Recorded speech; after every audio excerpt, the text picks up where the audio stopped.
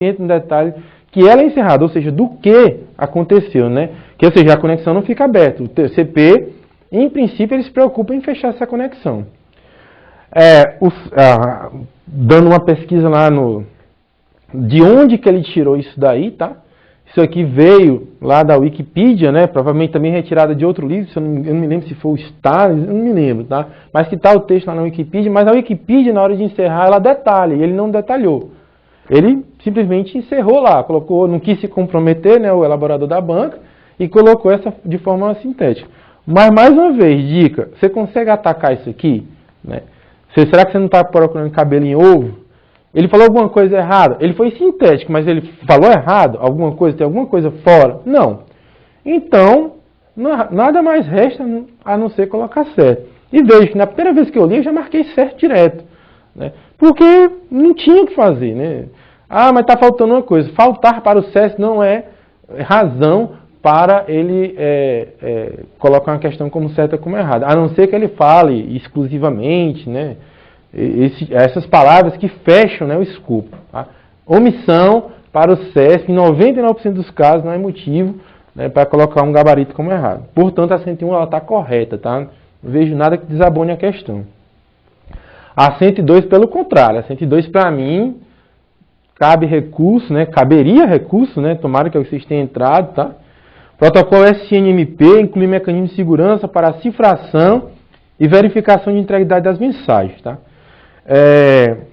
Essa questão ela foi considerada errada, tá? Mas ela, na minha opinião, ela está certa. Na hora que eu bati o olho, ó, tá certo, tá? Por quê? Porque o remote ele não fala qual é a versão, mas também não interessa, a versão tem que ser a versão mais atual, tá? A não ser que ele queira fazer um paralelo entre as versões, né, uma comparação do que melhorou de uma para outra, aí cabe. Fora isso, considera essa versão mais atual do modelo. Claro, né? Se a gente está falando de uma própria tecnologia, a gente vai pegar o que tem de novo no mercado. Né? A não ser que seja alguma coisa de muita vanguarda que ninguém utiliza. Mas o SNMP versão 3 ele já é difundido, tá? Até por causa das fragilidades de segurança que a gente tinha na versão 2 e na versão 1. E é o seguinte, ele tem todos esses mecanismos, tá? A grande evolução do SM versão 3, se você pegar em qualquer texto, seja da internet, seja dos livros, ele vai sempre dizer, olha, ele agregou a cifração das mensagens para que não o SNMP original, ele era aberto, no protocolo aberto, né? Como em tudo em rede. A gente faz primeiro ele funcionar, depois que dá o problema que a gente vai se preocupar com a segurança, e foi o que aconteceu.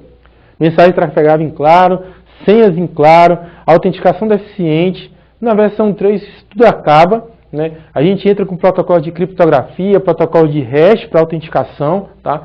E ele consegue sim, né, colocar tanto a cifração, que seria a criptografia, né, da mensagem transportada, verificação de integridade através do hash e além disso a autenticação também, tá?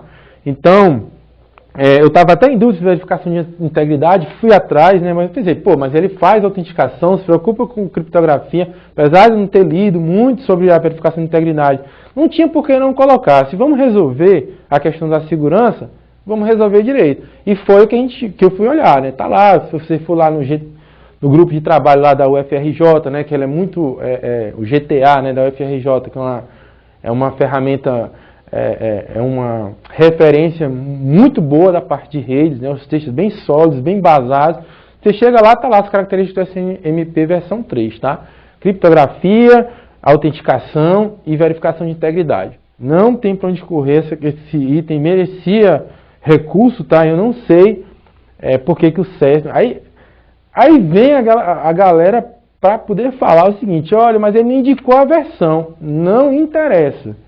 Se ele não indicou a versão, pior ainda. Porque se não indica a versão, tem que ser a versão mais atual, tá? Não tem choro, essa questão aí a gente entende que ela está errada. Né? A 103 é a famosa sacana, né? Ele fala assim, ó, a SMI define a linguagem ASN1, né, ANSI1, para especificar modos. Aí tem lá, objetos e notificações, vírgula, que são objetos gerenciados que residem na MIB, né? Aí é o seguinte, né, eu sempre tive um problema de entender o português do CESP, né, que é um português tosco, tá? Mas aí, durante as discussões, eu captando lá, ficou-se assim, ó, a questão foi considerada errada, fomos procurar o que era, né? Pelo português da questão, esse que, pronome relativo aí, está se referindo aos três complementos anteriores, né? Módulo, objeto e notificações.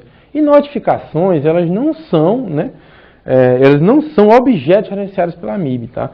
As notificações são as mensagens trocadas, né? Mas elas não são gerenciadas, elas são startadas, são disparadas, mas não seriam gerenciadas, tá? A melhor hipótese que a gente tem do CESP ter considerado essa questão como errada seria essa pegadinha, né, de relacionar três coisas, né, e depois dizer que essas três coisas são uma quarta, sendo que uma dessas três não faz parte dessa quarta, tá? Então, eu julgaria, né, e que foi o consenso que se chegou nas discussões, que essa questão estaria errada porque a notificação ela não seria um objeto, né, gerenciado pela MIB, e é o que o português da questão tende a levar você a crer, tá? Então, a gente caiu nisso daí, tá? É uma pena, né?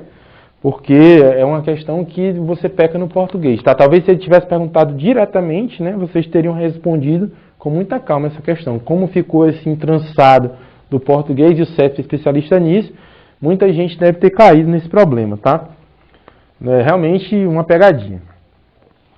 Então a questão 103 está errada. Questão 104, também de redes, tá?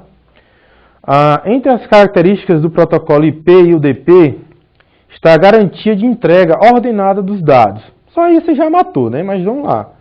Por isso, eles são utilizados em aplicação em VoIP, tá? Pessoal, UDP, né, o UDP e o IP, de cara, eles não são orientados à conexão, tá? E esse ordenamento das mensagens também não há essa preocupação no ordenamento da mensagem. Elas não seguem um fluxo, né? Não há um pipe para canalizar todos esses pacotes ou segmentos, né? Pacote na camada 3, segmentos na camada... Então, eles não são orientados à conexão. O IP, de cara, todo mundo sabe. O DP também todo mundo sabe. Ele falou em ordenado, ele não falou em orientado à conexão. Mas a conexão, como ela faz um pipe, daria a ideia, né, de ordenamento das mensagens, tá? Se não ordena durante todo o caminho, ele se preocupa em ordenar lá no final. Tudo bem. Mas aí vem sempre a velha questão, volta. Mas o serviço de VoIP, ele é orientado à conexão. Como é, né? Como é que um serviço orientado à conexão, ele tem base em dois protocolos não orientados à conexão? Tranquilo. Isso é uma das respostas mais básicas, né, de redes. Assim, se um protocolo de camada inferior não resolve um problema, ele joga para a camada superior, né? Então a gente vai ter, né, outros protocolos em camadas superiores, no caso o RTP e o RTCP, para complementar o VoIP, tá? E aí vai dar essa característica que o UDP não tem, tampouco o IP de serviço orientado à conexão. Então, com base em serviços não orientados à conexão, de posse de um protocolo superior, eu resolvo esse problema. Agora, o ideal, claro, é que a gente sempre tente matar os problemas das camadas inferiores. Por quê? Porque isso, né, gera uma escala maior, diminui o processamento, libera o programador, né, da aplicação resolver o problema, e isso aí fica transparente para ele, tá? Então, é por isso, né, que a gente tem um serviço orientado à conexão com base em dois serviços não orientados à conexão. Essa daqui, eu acredito que ninguém errou, tá? Já é uma questão batida. Eu acho que VoIP já podia ser cobrado assim com mais intensidade, né? Ainda é muito restrito essas questões muito básicas de VoIP, né? Quem manja de VoIP fica triste quando vê isso aqui, porque ele sabe que ele sabe de VoIP, poderia explorar mais, ter um diferencial em relação à concorrência, mas não consegue, né? Porque a gente se limita ainda a perguntar se é orientado à conexão, se não os protocolos, se é H323, se é SIP. Então, perguntas ainda bem inocentes, né, da área de VoIP, tá? Poderia ser explorado um pouco mais, porque né, uma tecnologia emergente, né, e já foi, inclusive, objeto, né, tema de duas discursivas, né, de dois concursos mais importantes do ano passado, né, MPU e ABIN, tá? Vamos lá, vamos continuar, tá? Julgue os itens que se seguem a respeito da rede sem fio. A gente já está acabando, né? Infelizmente, tinha muito o que fazer, tem mais algumas questões, tá? Julgue os itens que se seguem a respeito das redes sem fio, né?